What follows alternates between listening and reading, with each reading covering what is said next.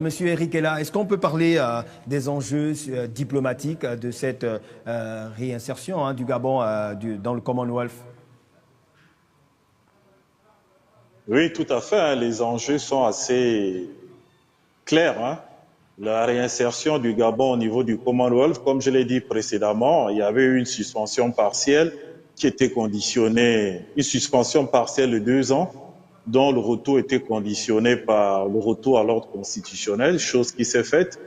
Maintenant, on va mettre en place la diplomatie gabonaise pour pouvoir jouir de toutes les opportunités que le Commonwealth peut permettre à notre pays de façon à pouvoir s'émanciper, c'est-à-dire des opportunités, comme je l'ai dit tout à l'heure, économiques, à travers les hommes d'affaires du monde anglais, parce qu'il y a quand même On viendra 56 sur pays. on viendra sur l'aspect économique, hein, ne vous inquiétez pas. On parle là sur l'aspect d'abord diplomatique.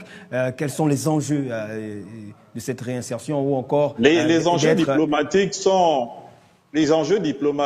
celles que le gouvernement gabonais va définir, c'est-à-dire le renforcement de la coopération diplomatique avec les pays anglophones.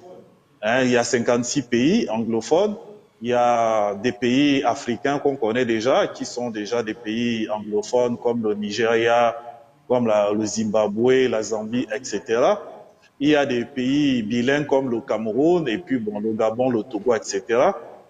Ben, je pense que les pays comme l'Angleterre, qui sont des pays quand même assez importants, assez développés, il va falloir renforcer la diplomatie avec tous ces pays afin de pouvoir profiter justement de l'expérience de l'espace anglophone qui est plus percutant que l'espace francophone, parce qu'il n'y a qu'à voir les pays de colonies francophones et les pays de colonies anglophones.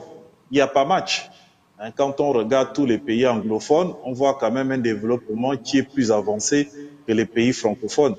Donc je pense que l'initiative d'Ali Bongo Ondimba d'intégrer le Gabon dans cette institution était justement de jouir des opportunités de la mentalité anglo-saxonne pour pouvoir développer notre pays, donner un bonus que l'espace francophone nous a pas donné.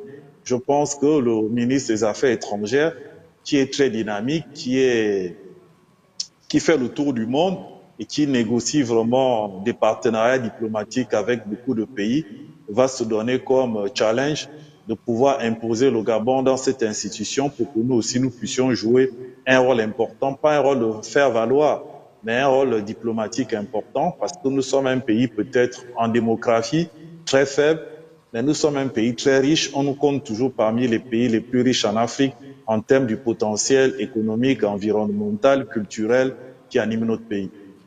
Alors, Monsieur Mussi, est-ce que vous êtes du même avis que Monsieur Eric est là sur les enjeux diplomatiques?